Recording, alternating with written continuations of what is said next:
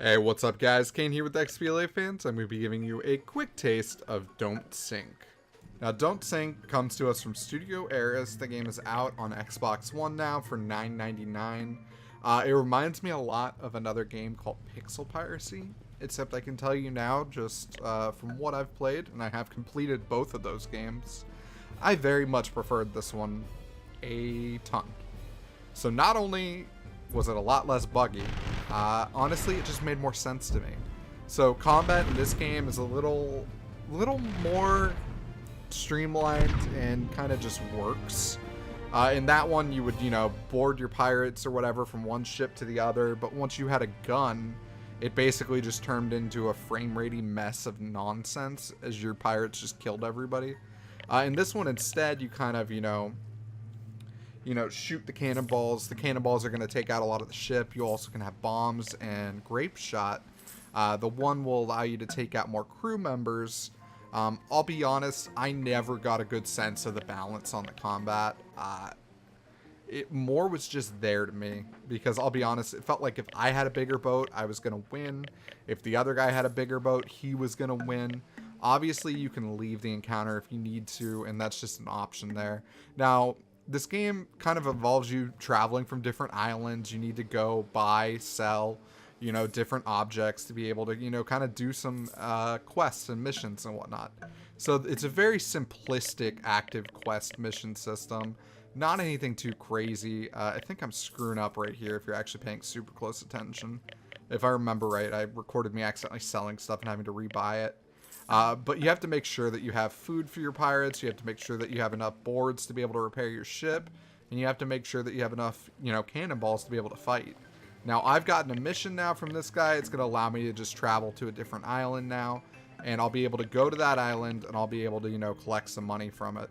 Now, as you notice, there's two different color flags. The green flags, I believe, are the ones that I own. And the red flags are islands that I do not own at this point, but I could go to and I could attack them and, just fight. And when it comes to your, feeding your pirates, you can micromanage it, or you can just, hit auto feed. I normally just hit auto feed. It's a nice, easy system that as long as you have enough food, water, and, alcohol to keep your pirates happy, they're going to stay happy. So when you get to the island, you just complete your quest. There are other quests other than these. These are just some of the easier ones. One of the most expensive things that you'll spend money on is having to pay for your crew. The reason why you have to pay for crew so often is because either you fought someone who just shot you and intentionally went for your crew and not for your boat, or because you decided to, take over an island. Every time you take over an island, you're going to lose a lot of crew doing it. But once you do take over those islands, you're able to build them up. You're able to add different things to them and kind of, micromanage how you want them set up to basically, kind of create optimal profits. You kind of become the governor of that island or whatnot. And, you can just travel back and forth. Some of the missions are a little RNG based, and you're going to need to, travel between different spots and just hope a certain pirate shows up. And when that pirate shows up, you're able to fight them. That's ideal if that ever happens. It doesn't always happen, but it's great when it does. But as a whole, I've just had a lot of fun with this game. It's a very simplistic concept. It's not anything too complex. It's a lot of, just sailing the seas, trying to get a bigger boat. The boat you see right now, I believe, is the biggest boat in the game. Like I said, I did complete this on stream. So it took me under 2.5 hours to beat the entire game. And that was with me not really knowing what I was doing at first. I did have some occasional problems with the way the quests worked, because you just had to have them set, specifically before you left an island. And, sometimes they worked, sometimes they didn't. Right now, my boat's so powerful that I can pretty much just bully whoever I want. And that's kind of a nice feeling. I need to get more crew, though, because you notice I think I had 140, whereas that guy had 120. I think I can put up to 250 on this boat, but it just takes a lot of money to be able to do that. One nice thing is you don't even have to walk around the islands. You can pull up this menu and it will let you travel to the specific area you want. Right there, I was showing that you could build an extra storage unit here if I wanted to. But that's not something I need on this island yet. As a whole, it's kind of nice the fact that you can take over those islands, because it allows you to just get money that way. Because you will make bank if you're going to an island that's making you profit. Like, even without having a mission active, you can just make a lot of money that way. You know, when you fight pirates, you'll be making money every time you kill them, because you'll get both their inventory and, you know, some cash. It's not always the most, in a sense. Like, it's not something that's going to blow your mind and be like, oh man, I'm filthy rich now. But at least it's something. Each town has a tavern, a general store, and a shipyard in general. Some have, some don't have all of those, but that's kind of what you're going to see there. In the general store, you can normally get a delivery mission.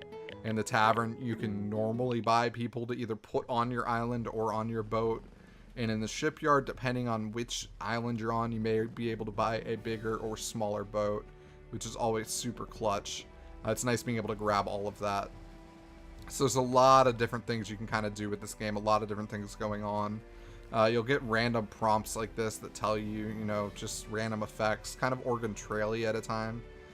Sometimes you'll know, end up in like a deserted island just randomly, and there might be a little bit of a mission there, and that's kind of cool. There's just a lot of different things that are going on with this game. At any given time during combat, I can attack, I can run, I can board their vessel, or I can build to repair my ship. In general, I always attack unless I'm afraid I'm going to die. If I'm afraid I'm going to die, I'm probably going to run. Because it's just easier to repair your ship afterward, because you can just hit the LT button at this point. And as long as I have wood and cloth, I'll be able to repair it right back up. So, you know, you have to keep track of your inventory. And when you're on a smaller boat, obviously, you have less room to kind of hold stuff. But at the same time, it takes less to repair. You also will have less of a crew, which means you don't need as much food and water to keep your group happy. So that right there is the shipyard. I accidentally went in there. It's not where I meant to go. There's not really much you can do at the shipyard. Once you've kind of, you know, got the biggest boat, all she can really do for you is repair your ship. So right now I'm kind of just trying to get delivery jobs just so I can get my boat back to full capacity. Because if I get my boat back to full capacity, we can attack an island or something. And that'll allow us to just, you know, continue to take over what else is left. Like I said, I've already completed all the achievements in this game. I had a good bit of fun playing it. It is not difficult by any means. There are a couple, you know, RNG missions. Every island has someone you can normally talk to that will give you an additional kind of mission. So you'll be able to get some random things going on like that. They're not all just, you know, travel from point A to point B, but that is a lot of them. Every once in a while you'll have one where it's just sail between the two islands so you find a specific enemy to kill, or you'll have to find something, you know, and then bring it to another person, then bring that to another person, and you end up doing this kind of loop of just traveling around. At the moment, I don't feel threatened at all on the ocean, but like when you're earlier in the game, it's definitely not that hard to die. I think I died 2 or 3 times while I was completing this game. There is a permadeath mode if you really want to give yourself a challenge. You can put yourself on a ship that if it dies, goodbye. I can't personally imagine playing that way, because for me, I honestly did have a hard time understanding if there was like a rock, paper, scissors element to the combat, because it just never felt like it. This boat right here is actually a good example. This is one of those kind of mission boats that I needed to find just by, you know, traveling back and forth. So you actually talk to these people at one point on the island, and they're kind of mean girls. It's just kind of funny that some of the references you're going to see on boat names and stuff. So you get some random stuff like that that's just always kind of clever from time to time. And the nice thing about it is I really do actually like the art style. Like, even just looking at the reflections in the water as the characters are walking around, there's some cool stuff they've done with this game.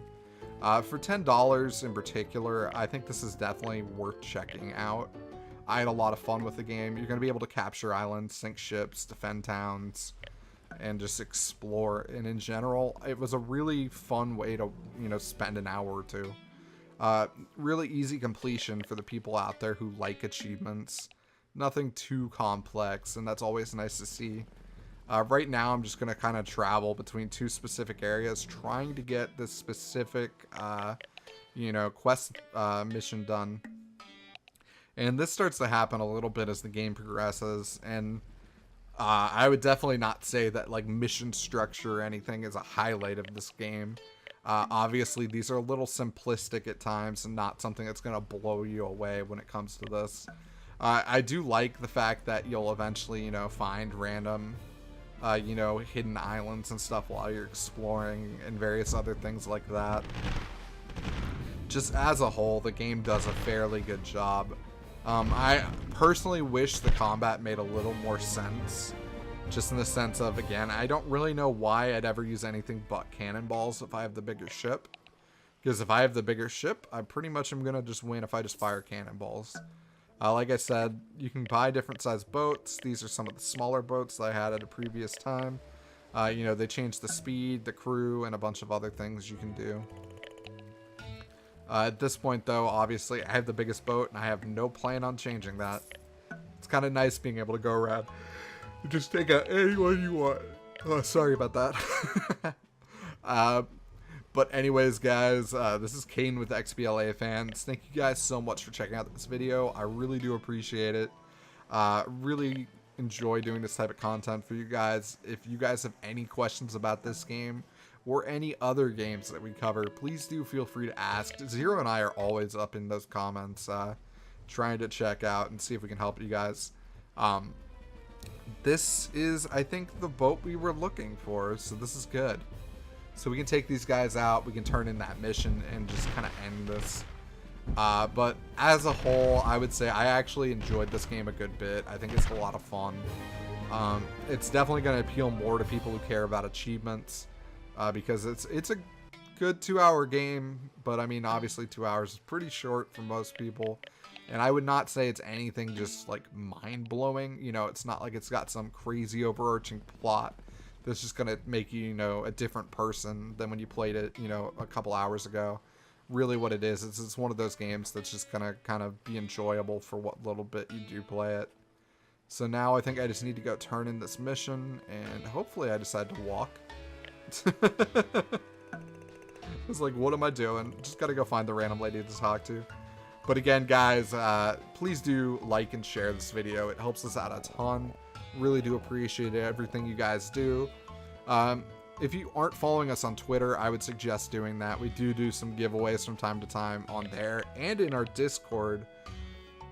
And anyways, guys, I'll be at PAX next week, so I might be a little slow on getting some videos up, but obviously we'll have some other content for you guys related to that. So thank you guys so much, and later.